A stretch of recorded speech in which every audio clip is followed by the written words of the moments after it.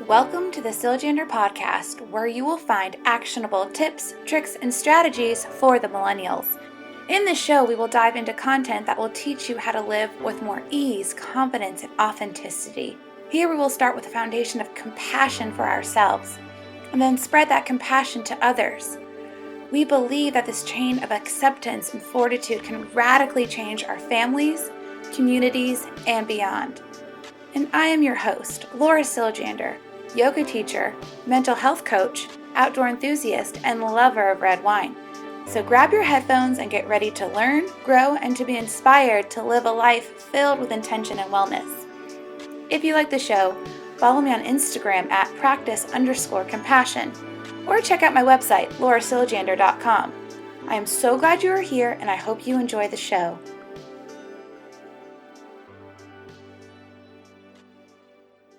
Hello and welcome back. I'm so glad you are here. I am just coming back from being outside. One of my friends brought me an axe throwing kit for my birthday. He made me the target and then bought me two, actually they're called hatchet, and wow, it is fun. I know it's a little bit trendy right now with all the axe throwing places opening up, but man, it really blows off some steam. It gives you an activity to do while you're outside on a nice day. It also, oddly enough, I'm a little sore from it. Anyway, axe throwing. It's an interesting hobby. Maybe you should give it a try. A lot of places are opening up where you have a beverage, whether that be an alcoholic or non-alcoholic, and you throw different types of axes and hatchets, and they'll teach you how. It's quite fun. Give it a go, or just Google it and see if this would be something that you're interested in. I know booze and axe throwing doesn't sound like it's a good combination, but it was safe. It was relatively safe. I didn't feel like I was going to get hurt. But that's not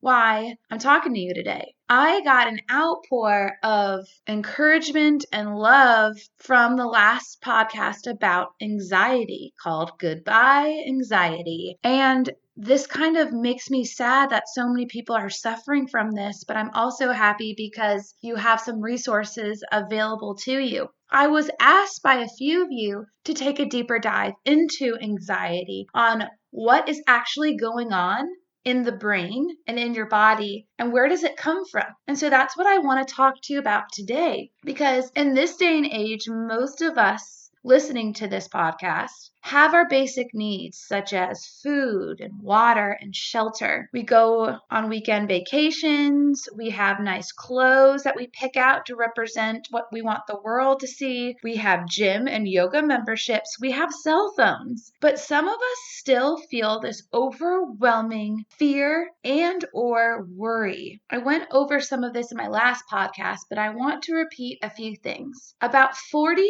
million people suffer from anxiety, according to the National Institute of Mental Health. And these are just the people who have been diagnosed and reported it. There's so many people who go untreated, not realizing that their anxiety can actually be cured. Yes, you heard me right. You do not have to live with anxiety. General anxiety disorder is the most commonly diagnosed anxiety disorder. There are other closely related disorders associated with that, such as panic disorder, social anxiety, phobias, and things of that nature. And generalized anxiety, from a mental health perspective, is when excessive anxiety and worry occurs for over 6 months. These can be feelings such as being easily fatigued, restless, or feeling keyed up or on the edge. Sometimes you have difficulty concentrating or your mind going blank, you're irritable, you have muscle tension, and you have sleep disturbances. If this is you or someone you know that there's also shame that can be associated with anxiety. A lot of clients will come and say, why can't I just do this? Why can't I just be normal? Why can't I just try new things like other people? There's a ton of shame wrapped up with anxiety. One thing I really would like to cover is the difference between stress and anxiety. They're related, but they are not the same. The difference between stress and anxiety is Stress is typically an emotion that persists due to an external influence, such as there's too much on your workload, you're taking too many classes in college, you just broke up with someone, you're moving, you've got financial issues. So it's usually an external thing that's affecting your stress. Anxiety, it's a worry, fear, and tension. Anxiety is typically future focused on situations that haven't occurred yet. Anxiety robs the person suffering from living in the moment. And 1 out of 5 adults actually suffer from anxiety. Okay, ready to nerd out a little bit on anxiety? So I want to talk about what the brain is doing when a person is suffering from anxiety. So they've done a lot of brain scans on people who suffer from anxiety, and it shows a really high activity in the limbic system. More importantly, increased activation in the amygdala. Don't get scared with this jargon. I'm going to break it down. The amygdala is this almond-shaped part of your brain that sits behind your ears a little bit further in. Imagine it's a little almond inside your brain. And the amygdala regulates your emotions. A big emotion that it regulates is fear. So imagine the amygdala is in charge of your fear emotion and it is hyper aroused. Of course you're feeling anxious. Of course the person who you know is suffering from anxiety is anxious. With the amygdala being hyper aroused, anxiety becomes pretty obsessed with danger. The amygdala is constantly scanning the environment for danger. Let me put this in perspective for you. Let's say there was a child, and maybe this was you, who grew up in a household that was less than safe. Maybe there were some mental health concerns of your guardians. Maybe your guardians had some substance use issues. Maybe there was some abuse or neglect going on. The child develops how to scan the environment to get a read on the lay of the land. I get this time and time again, where there was maybe someone who had substance use issues and maybe they drank too much. The kid would come home from school and they would know as soon as they walked in through the door if the parent or guardian was under the influence, because their amygdala is now hyper aroused to pick up on tiny little triggers to scan the environment to see if it's safe or not. For some people, that's where it starts. All the amygdala is trying to do is keep the person safe, to say, this is not a safe environment, and you know what to do next. The problem with this is after that child grows up and goes off into the world, the amygdala is still hyper aroused. It's still going crazy. It's still searching for danger everywhere. Another problem is that child goes to school where it is safe, and the amygdala is still hyper aroused. It's still scanning for danger. It doesn't just turn off. If this example of living with a guardian that may have suffered from some of these issues doesn't apply to you, then you can still suffer from anxiety. It can be genetic, so maybe if someone in your biological family suffered from anxiety, and it also can be brought on by different traumas of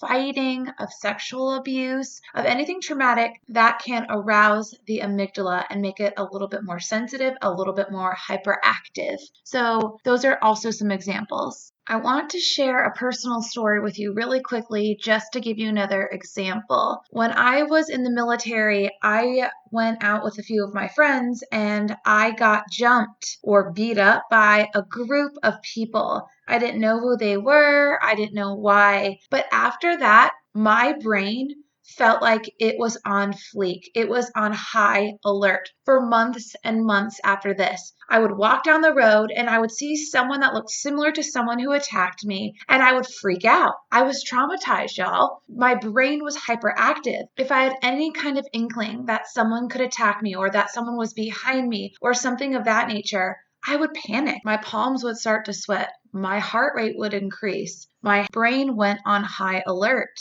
At this point in time, I didn't realize what was going on. I didn't have the training that I had. I was younger. So I had anxiety for a while until I figured out a way to get over it, to figure out what was true and what was not true, what I was making up and what was actually reality. And one of the ways I learned how to do this was to go from my sympathetic nervous system to my parasympathetic nervous system. I talked a little bit about this in the last podcast, but I'm going to go in a little bit deeper if you'd like.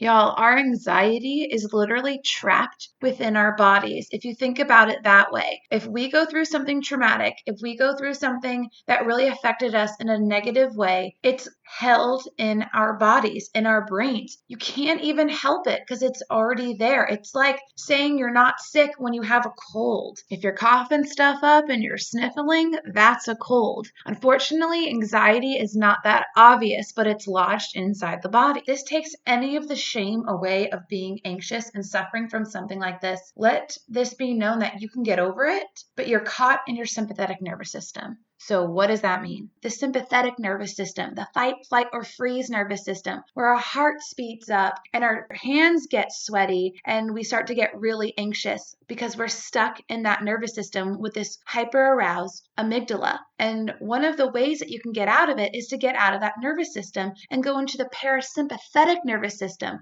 that more chill nervous system that's used for resting and digesting. The way you activate the parasympathetic nervous system is through movement, through breath, and different techniques such as that.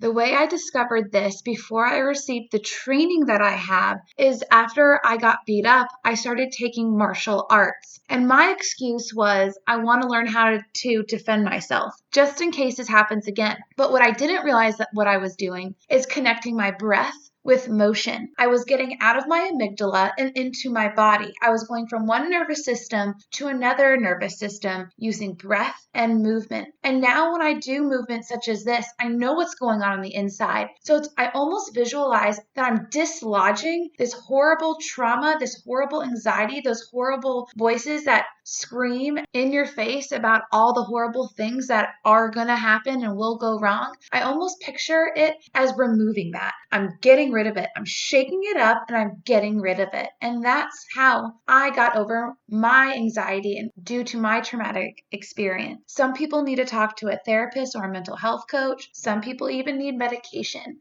Anxiety is highly treatable and you don't have to live this way. Okay, so that's a deeper dive into anxiety about what's going on internally. Again, the point of this episode was to take away some of that shame, some of that, why can't I just be normal? Why can't I just do things like everyone else? It's because it's lodged in your body and you need to set yourself free of it. And hopefully this helped. And it starts with you. It starts with you practicing compassion and gentleness in your brain, through your thoughts, through your words, and then through your actions by actually getting some help.